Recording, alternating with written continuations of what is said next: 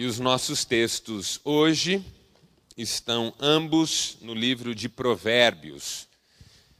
Um no capítulo 3º, 7º e 8º versos, o outro no capítulo 9º, 7º verso ao 9º verso. Lembrando que o nosso tema, este semestre, tem sido excelência.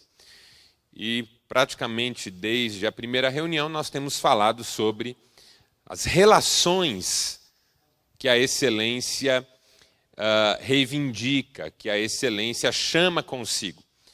Conceitos que estão intimamente identificados, relacionados ao conceito de excelência. Hoje eu quero falar sobre um conceito que também faz parte do conceito de excelência, que é o conceito de desenvolvimento pessoal.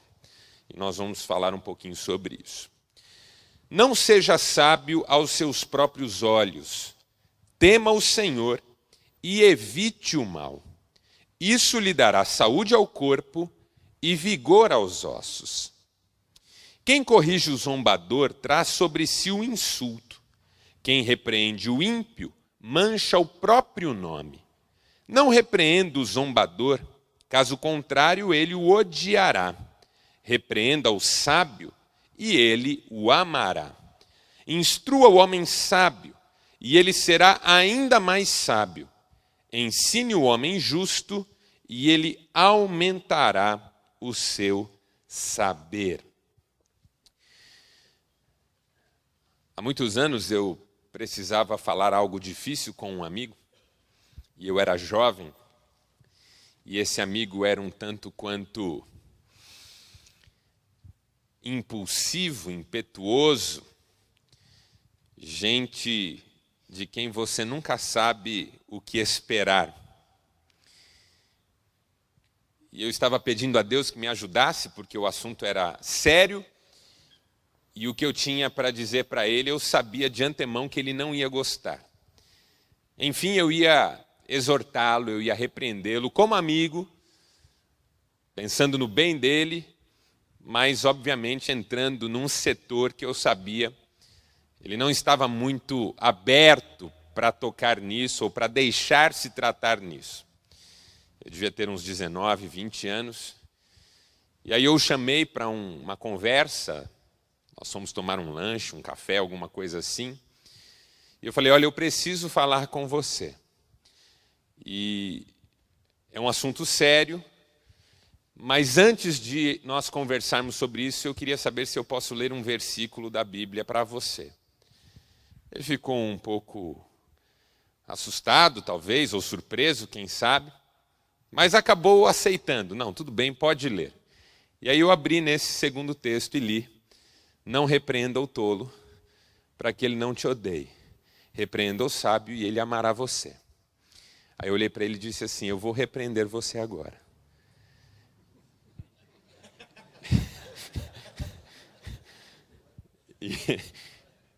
E eu quero que você me ame e não me odeie. Porque você pode me amar ou me odiar. E dependendo do que você escolher, eu vou saber o que você é. Eu acho que ele me odiou, mas escondeu. No final das contas, ele fez um esforço bastante grande para não demonstrar que estava me odiando naquele momento. Desenvolvimento pessoal é um grande desafio, porque crescer é doído. Nós crescemos fisicamente, nós nos desenvolvemos fisicamente, os nossos corpos se desenvolvem. Mas você sabe, eu sei, só até um determinado ponto. A partir de determinado ponto, nós vamos fraquejando. Nós vamos ficando menos fortes. Parece que esse desenvolvimento todo começa a virar uma degeneração. Ronaldo Lidório escreveu que a tendência natural do mundo é apodrecer. E nós sentimos isso em nós mesmos. Há aquele tempo da nossa vida em que nós nos sentimos todo-poderosos, ilimitados, fortes, cheios de todos os melhores recursos. Mas chega uma época em que nós já vamos cansando um pouco. A própria Bíblia diz que a vida de um homem é 70 anos. O que passa disso é cansaço. Radamés anda muito cansado. Não responda, só ouça. E a gente sente isso no próprio corpo. O Eclesiastes, um outro texto bíblico muito legal, capítulo 12, diz que nós devemos lembrar do Criador nos dias da mocidade, antes que venham os maus dias, nos quais acabamos dizendo, não tenho neles contentamento. Claro que a gente não gosta muito de falar sobre isso, e é claro que a gente se esforça ao máximo para tentar chegar o mais longe possível, na melhor forma, com a melhor saúde, e muitos conseguem quase que de modo invejável. Eu conheço pessoas que já são bastante maduras, têm uma idade que nós consideraríamos até um tanto quanto avançada, e que têm uma saúde de ferro, às vezes melhor do que a minha, o que também não é muito difícil. Gente que você diz, puxa, meu pai tem uma saúde de ferro, é forte, vigoroso. Mas mesmo essas pessoas, não é? Já não são mais como eram. Então a vida tem um auge do ponto de vista físico, orgânico, e depois ela vai se enfraquecendo, se fragilizando. E a idade das dores, às vezes, ou das limitações, ou da lentidão, vai chegando, é a humanidade, nós lidamos com isso há tantos milênios e vamos lidar sempre com isso. Acontece que é diferente quando nós falamos da nossa vida interior, de quem nós somos na essência. Quando eu penso na minha vida física, eu sou obrigado a fazer essa reflexão que eu fiz. Mas quando eu penso no meu interior, no meu caráter, na minha personalidade, na essência do meu ser, aí as coisas são diferentes. Nós fomos feitos para sempre crescer. E nós podemos sempre crescer. Fernando Pessoa resumiu essa ideia que eu estou tentando propor introdutoriamente para você com a seguinte frase. Ele diz assim, já que eu não posso ser uma obra de arte no corpo, que eu seja uma obra de arte na alma. Isso resume o que eu estou tentando dizer para você hoje aqui. Fernando Pessoa, já que eu não posso ser uma obra de arte no corpo, que eu seja uma obra de arte na alma. Desenvolvimento pessoal trata disso, do compromisso que nós podemos ter com o amadurecimento permanente, com o desenvolvimento da nossa vida como um todo, com o crescimento em cada circunstância da vida, em cada desafio, em cada luta, em cada dificuldade, em cada relacionamento. Desenvolvimento pessoal. Eu tenho um compromisso com o meu desenvolvimento. E você tem um compromisso com o seu desenvolvimento. E a bênção sobre isso é que isso não precisa ter fim. E sempre será um tempo de novas descobertas, de novas alegrias, de novas vitórias para todos nós.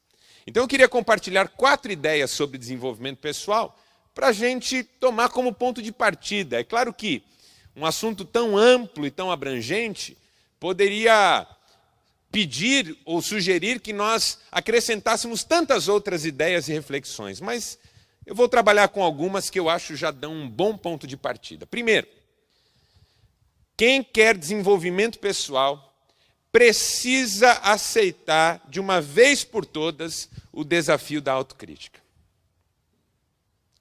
Ninguém chega a lugar nenhum se não souber de onde está partindo. Quando nós vamos viajar, nós não podemos apenas definir onde queremos chegar. Nós precisamos também saber de onde vamos sair. Se você não sabe onde está, não adianta saber para onde quer ir. Para que lado é? Se você não tem a menor ideia de onde você está, você não tem a menor chance de ir para onde quer ir. Se eu quero me desenvolver pessoalmente, eu preciso saber qual é o meu tamanho hoje. Qual é a verdade sobre mim? Quais são as realidades que realmente influenciam e impactam a minha vida? Olhar no espelho da alma. Todo dia a gente se olha no espelho que reflete a nossa imagem do corpo. Para pôr uma roupa, para fazer a barba, alguns talvez para dançar. Não sei para que a gente olha no espelho, mas todos nós nos olhamos no espelho todos os dias, e reconhecemos a nossa imagem. Qual é a nossa imagem interior? O que é que nós vemos quando olhamos para dentro? Porque ninguém pode olhar para dentro de nós. Um bom médico pode fazer um diagnóstico sobre a situação do meu corpo. Um bom terapeuta pode me dar uma visão de mim mesmo se eu for franco e verdadeiro com ele e passar o máximo de informações possível. Mas só eu posso olhar dentro do meu peito. Só eu posso olhar para o meu coração. Só eu tenho a chave daquelas portas fechadas. Só eu posso acender a luz daqueles quartos escuros. Só eu posso olhar para dentro de mim. Eu e Deus. E eu acredito que só na presença dele eu consigo fazer isso sem medo. Como a criança que vai entrar num quarto escuro, e a presença do Pai é muito importante nessa hora. Para ela vencer o medo de entrar naquele ambiente inóspito, desconhecido, e fazer descobertas que serão fundamentais para ela. Eu preciso saber quem eu sou. Preciso lidar francamente comigo. E preciso estabelecer quais são os meus desafios, quais são as minhas dificuldades, onde é que eu tenho tropeçado e onde é que eu tenho possibilidades. Uma autocrítica séria vai fazer com que eu escape de dois perigos que estão nos dois extremos da vida. Primeiro, uma autocrítica séria vai fazer com que eu escape do risco do orgulho, da soberba, da arrogância. O livro de Provérbios diz que o orgulho precede a ruína.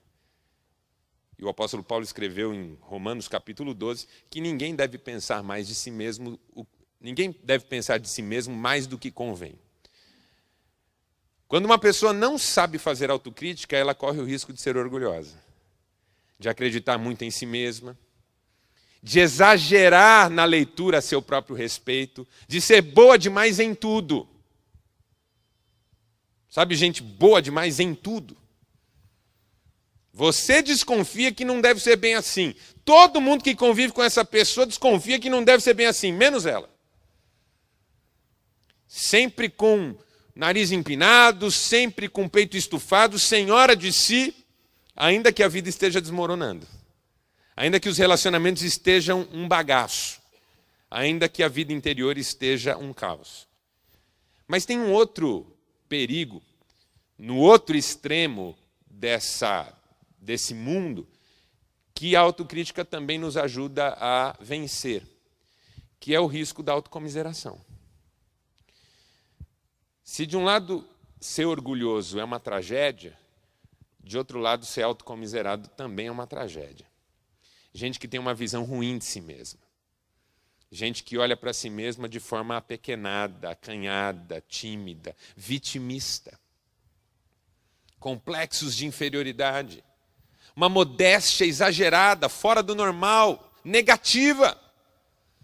Eu já comentei aqui nessa reunião uma reflexão de C.S. Lewis, que a humildade perfeita dispensa a modéstia. Humildade e modéstia são coisas diferentes.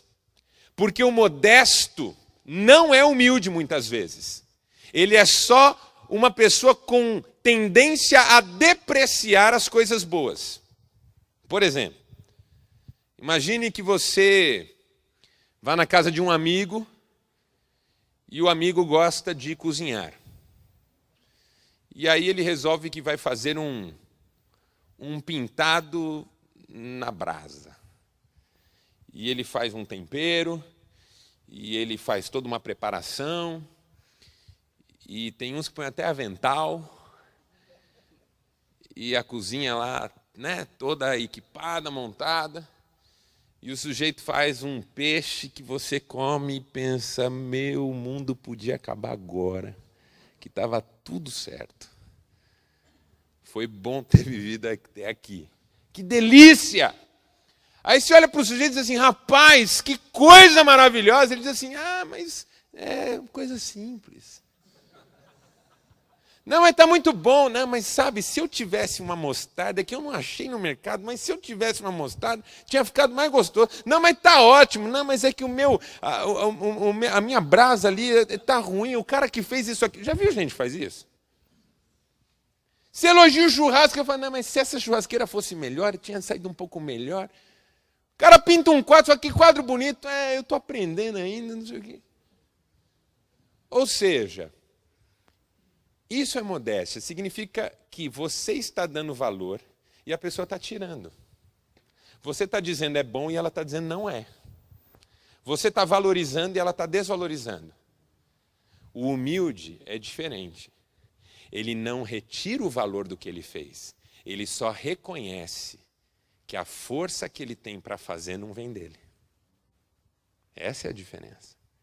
O humilde aceita o elogio, mas não estufa o peito. O humilde aceita o elogio, mas não se sente melhor do que ninguém por isso. O humilde reconhece que com a força de Deus, muitas vezes, ele é capaz de fazer uma coisa boa. Contudo, ele sabe que se não for Deus, ele não faz. Então eu não preciso depreciar. Sua esposa faz um bolo delicioso. Aí você diz, bem, que bolo gostoso. Mas não deu muito certo. Isso é modéstia. Agora se ela diz, obrigado, amor. Que bom que você gostou. Espero que eu consiga fazer sempre coisas que você goste para a gente poder celebrar isso junto. Claro que nenhuma mulher fala isso para a gente, ok? A gente nem merece, tá bom? Nem bolo a nossa mulher está fazendo para nós, vamos falar a verdade. Mas a ideia é essa. Que bom que você gostou, porque isso valoriza a nossa amizade. Mas não significa nada em termos de eu ser melhor que você. Quanto melhor aquilo que a gente faz, mais humilde a gente é. Se reconhece que Deus é quem tem abençoado a nossa vida. Então a humildade dispensa a modéstia, ok? A coisa da autocomiseração, do vitimismo. Ninguém me dá uma oportunidade. Ninguém tem tempo para falar comigo. Meus amigos todos me abandonaram. Essa coisa de eu sou o coitado do universo, isso também é negativo. Por mais que pareça real na sua mente, uma autocrítica vai ajudar você a perceber que você está sendo vitimista. E não adianta eu chegar para você que dirige o seu carro, mora numa casa legal, veste uma roupa bacana, não adianta eu chegar para você e falar assim, vai visitar uma favela, vai visitar o hospital do câncer, vai visitar uma família que o filho está acamado porque sofreu um acidente de moto. Não adianta eu falar isso para você, vai parecer que eu estou querendo diminuir o seu problema e dar um chá de moral em você. E eu não quero fazer isso, eu quero respeitar o seu problema e a sua dor. Agora, quando eu faço isso comigo, é diferente. Quando eu paro, olho no espelho e pergunto, por que eu estou chorando tanto? Por que eu reclamei tanto? Por que eu me mostrei tanto? Por que eu me impus tanto? Por que eu falo demais? Por que eu calo demais? Quando eu começo a olhar no espelho da alma e perguntar, meu Deus, por que eu sou assim? Aí eu mesmo posso dizer, Marcelo, acorda! Tem gente passando uma luta pior que a sua, com muito mais dignidade, com muito mais coragem. Marcelo, acorda! Tem gente agora nesse momento que queria estar andando do jeito que você está andando. E não pode. Levanta, homem! Autocomiseração não é bom.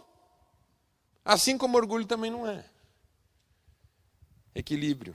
Como nós falamos semana passada. Isso é autocrítica. E eu tenho para mim que quando a gente decide fazer autocrítica na presença de Deus, Deus nos ajuda. O Espírito Santo nos traz, diante dos olhos, aquele retrato nosso, que às vezes é ruim de ver. Às vezes é ruim de ver. Às vezes é ruim tirar uma foto nossa crua, sem as maquiagens masculinas das exibições, das máscaras, não é? Mas ninguém está pedindo para você fazer isso diante das pessoas. Mas para você fazer isso diante de Deus, diante de si mesmo, você vai crescer. Porque quando eu descubro efetivamente em que ponto eu me encontro, agora eu posso ir para qualquer lugar. Uma vez que eu sei onde eu estou rigorosamente, eu posso apontar em qualquer direção e é só começar a caminhar. A grande notícia é que de onde você estiver, você pode partir. Isso fez com que Tim Hensel, um escritor americano, escrevesse que a boa notícia é essa, que a melhor fase da sua vida está pela frente. Olha que coisa maravilhosa. A boa notícia é essa, que a melhor fase da sua vida, você que está aqui agora me ouvindo, a melhor fase da sua vida ainda não chegou. Tem uns que vão dizer, rapaz, então o que é? Não é? Se a melhor fase da vida do Zé Carlos não chegou ainda, quando chegar então, só alegria. Tem outros que vão falar, bom, bem que eu estou precisando, uma fasezinha para compensar.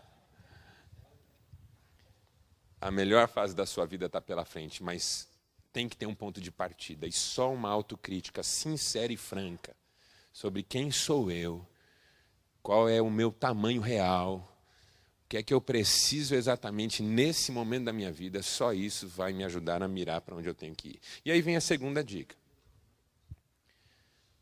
Aprender com o que os outros me oferecem. Críticas e conselhos. Só uma pessoa que fez uma autocrítica vai saber lidar com críticas e conselhos alheios. Por quê? Porque quando eu não sei lidar com a verdade sobre mim, qualquer um que se aproxima com o que quer que seja, me assusta. Quando eu não sei quem eu sou, eu vivo em função daquilo que os outros pensam de mim. E pior, viver em função daquilo que eu acho que os outros pensam de mim. Essa é a pior das escravidões. Quando a gente começa a viver em função daquilo que a gente acha que os outros pensam a nosso respeito.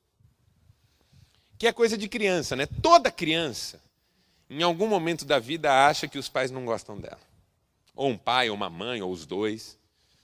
Quem tem irmãos, viveu esse drama. Em algum momento da vida, quem tem irmão sentiu que um pai e uma mãe gostavam mais do irmão. Eu tenho 2 irmãos. Quando a gente conversa, é um festival de você era o preferido. Eu? Você que era. Que eu, rapaz? O pai vivia aí bajulando você. Ele sempre me batia, você que nunca apanhava. Meu pai era o mais democrático possível, né? Independentemente de culpa, de envolvimento, ele sempre batia em nós 3. Quem estava? Um levantava a mão. Mas vão os outros 2 também, para que haja solidariedade entre vocês. É um princípio bíblico que meu pai ensinou. E quando ele chamava um só, que coisa, né? Criança é um barato. Quando ele chamava um só, os outros 2 iam para a porta rir. Por quê? Porque isso fazia com que ele chamasse os outros 2. E aí apanhavam todos. Nós éramos uma comunidade.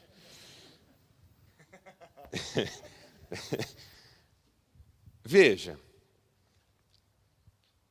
todos nós já passamos por esse tempo de achar que não somos amados como gostaríamos de ser. O duro é quando o que é coisa de menino vira coisa de homem. Homem que não deixou de ser menino. O Platão, filósofo, tem uma frase que eu li, já vai para uns 10 anos. E sabe aquelas frases que quando você lê parece que acendem uma outra luz? O filósofo Platão escreveu assim: é bastante compreensível que uma criança tenha medo do escuro, mas a real tragédia da vida é quando os homens têm medo da luz. Tem hora que a gente precisa parar e perguntar, do que é que eu estou com medo? E aí, quando eu resolvo isso dentro de mim, eu sei quem eu sou, aí fica mais fácil aceitar o que você tem para compartilhar comigo. Que às vezes é conselho, às vezes é crítica. Uma pessoa que não faz autocrítica não consegue aceitar nem conselho. Por quê? Porque se o conselho fala aquilo que eu já quero, aí eu aceito. Mas se o conselho fala aquilo que eu não quero, eu fecho o filtro. E não estou disponível nem a conversar sobre isso de forma franca. Prefiro achar que a pessoa está se intrometendo e qualquer coisa assim. E pior ainda quando é crítica. Aí quando é crítica eu já me armo e já devolvo e já me defendo atacando. E quem essa pessoa pensa que é? E eu sempre tenho dito aqui o seguinte: quando eu recebo uma crítica, quando você recebe uma crítica, eu tento, e você deve tentar, nunca perguntar quem é que está falando, mas sempre perguntar o que é que está sendo falado. Porque essa pergunta, quem é que está falando, tenta estabelecer que a pessoa pode ou não ter algum direito moral de falar com a gente nesse nível. Então, por exemplo, o sujeito não ganha tanto dinheiro quanto você, então você acha que ele não tem o que falar para você. Ou o sujeito não teve tanta educação, instrução quanto você, e você acha que ele não tem o direito. Às vezes ele trabalha para você e você acha que ele não tem o direito. Às vezes é um filho, que é criança ainda, e você não para ouvir, porque acha quem é ele para falar alguma coisa. Tem uma história bíblica muito engraçada, que se o profeta fosse perguntar quem é você para falar comigo, ele tinha morrido, porque quem falava com ele era uma mula. A história de Balaão. Ele está indo para um... Ah, pastor, eu não acredito nisso. Ok, mas é para você aprender que às vezes até uma mula pode te ajudar. Como uma senhorinha, uma vez, uma senhorinha falou assim para mim, eu ia pregar num culto, era uma das primeiras vezes que eu ia pregar numa igreja maior, e eu estava um pouco nervoso, né? E essa irmãzinha falou, tudo bem, Marcelo? Eu falei assim, irmã, eu estou um pouco ansioso, né? Ela falou, Marcelo, fica tranquilo, pois se Deus usou até uma mula.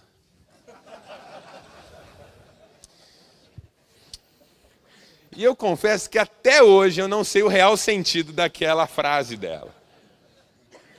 Ela estava realmente me ajudando? O que foi aquilo? Até hoje eu não resolvi. Mas na hora até que eu ganhei um pouco de coragem. Pois é, se até uma mula foi usada, eu acho que eu também dou conta.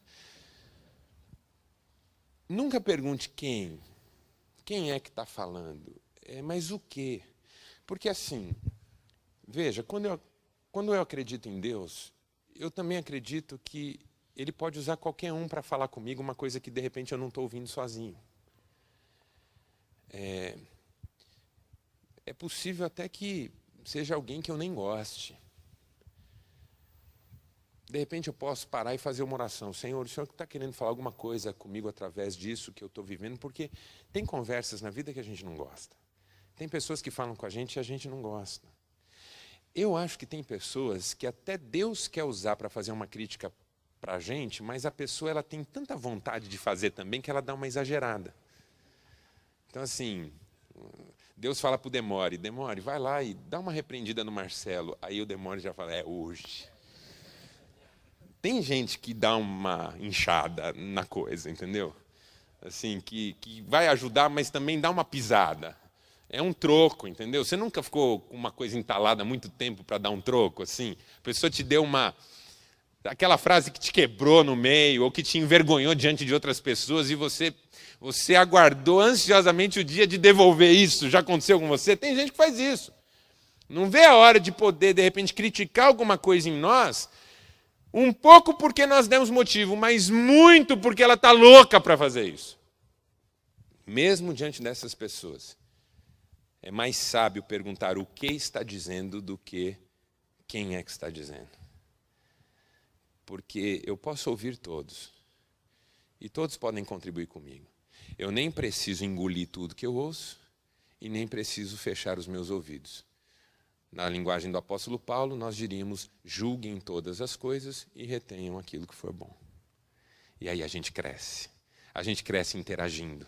A gente cresce ouvindo. A gente cresce sendo criticado e tentando entender onde é que a gente pode melhorar. Terceiro, aprenda sempre. Eu quero citar uma frase aqui do Hal Urban no livro As Grandes Lições da Vida. Quem não leu esse livro ainda, vale a pena. É um livro simples, singelo, escrito de forma didática, ao estilo monge executivo e tudo mais. São 20 lições simples e fundamentais sobre a vida, as grandes lições da vida. Hal Urban diz o seguinte: o propósito do ensino não é encher a nossa mente, mas abrir a nossa mente. Porque quanto mais a gente aprende, mais a gente percebe que não sabe tudo. Aliás, que não sabe nada. Pessoas que aprendem sempre vão descobrindo que sabem muito pouco, quase nada. Gente que se fecha para o aprendizado, acha que sabe tudo. E quando você acha que sabe tudo, acabou. São as frases que estão no seu material. Coisa miserável é pensar ser mestre e alguém que nunca foi aluno. Uma das lições mais difíceis da vida é ensinar um professor que perdeu a capacidade de ser aluno. Pessoas que fecharam a vida, que não têm mais curiosidade, que não querem mais aprender, que já acham que estão prontas. Quando eu acho que estou pronto, acabou para mim. Aprender sempre. Ter sede de aprender, de conhecer, principalmente a Deus. Eu gosto muito de uma oração que Jesus faz. Você encontra essa oração no Evangelho de João, capítulo 17, verso 3. Jesus vai orar pelos seus discípulos e no verso 3 ele diz assim: a vida eterna é esta, que te conheçam a ti, único Deus, e a Jesus Cristo a quem enviaste. A ideia de que a eternidade é um conhecer. Só que a gente acha que a eternidade começa depois que a gente morrer. E, na verdade, ela começa aqui, não é? Se o ser humano foi feito para subsistir, então já começou, porque vai continuar, entende? Então essa ideia de conhecer, de aprender, de ter o coração aberto, de ler, de crescer, de sempre se aperfeiçoar, mesmo que você faça alguma coisa há 20 anos, de repente você pode descobrir que pode fazer melhor. Às vezes tem gente que diz assim: mas eu faço isso a vida inteira, quer ensinar o Padre Nosso ao vigário? Já ouviu essa frase? Pô, quer ensinar o Padre Nosso ao vigário? Ô vigário, dá um tempo aí, né, vigário? Vamos aprender uma coisa nova. Sabe, ler um livro diferente, conhecer uma experiência diferente, trocar ideia com um amigo que faz o que você faz de um jeito diferente. Sabe, a humildade do aluno. De gente que não tem a mente fechada, que tem a mente aberta. Ninguém se apequena quando aprende. A gente se apequena quando acha que sabe tudo. Porque quando eu aprendo, eu cresço junto com o mundo à minha volta, que é enorme. Quando eu acho que sei tudo, eu fico pequeno e transformo o meu mundo num mundo minúsculo. Um filósofo da linguagem chamado Wittgenstein escreveu que os limites da minha linguagem denotam os limites do meu mundo. Razão para a gente ler um bom livro. Assistir melhores filmes. Conversar com gente que a conversa é legal. Fazer curso. Hoje a gente tem tanto exemplo de gente que está aposentado e vai estudar. Mas o que você quer com esse curso? Você vai ser engenheiro? Você vai... Não, eu quero aprender. Porque a vida recomeça quando a gente decide aprender uma coisa nova. A vida sempre recomeça quando a gente está disposto a viver o novo. Não é à toa que o apóstolo Paulo diz que nós devemos viver em novidade de vida. Novidade de vida. São coisas que a gente pode... E por último, para terminar, rapidinho. Primeiro, autocrítica. Segundo, lidar melhor com conselhos e críticas dos outros. Terceiro, aprender sempre. E quarto, ser mais tolerante. A frase do Donald Winnicott, que está no seu material, eu acho espetacular. Que maturidade, dentre outras coisas, implica capacidade de tolerar ideias. Gente que está se desenvolvendo pessoalmente logo cedo apresenta uma marca: a paciência com os outros. Que coisa linda. Gente que está crescendo tem mais paciência, tem mais tolerância, tem mais amor, tem mais disposição para ajudar, para servir. Gente que está em franco desenvolvimento olha para quem está ao lado de uma forma muito mais carinhosa e solidária. Compartilha. Porque quando você descobre um tesouro inesgotável, porque o desenvolvimento pessoal, o amadurecimento, o crescimento, o aprendizado é um tesouro inesgotável. Se você soubesse que a sua conta bancária, imagine isso, se você soubesse que a sua conta bancária é infinita, ou seja, todo o dinheiro, apareceu um gênio para você da lâmpada e você fez um pedido. Todo o dinheiro que eu sacar da minha conta vai aparecer o dobro. Rapaz, que ideia boa que eu dei agora, hein? Se um dia aparecer o gênio e você fizer esse pedido, eu quero direito autoral nesse troço aí. Todo o dinheiro que você sacar vai ter o dobro lá. Sacou 10, apareceu mais 20. Sacou 100, apareceu mais 200. Você acha que seria mais generoso?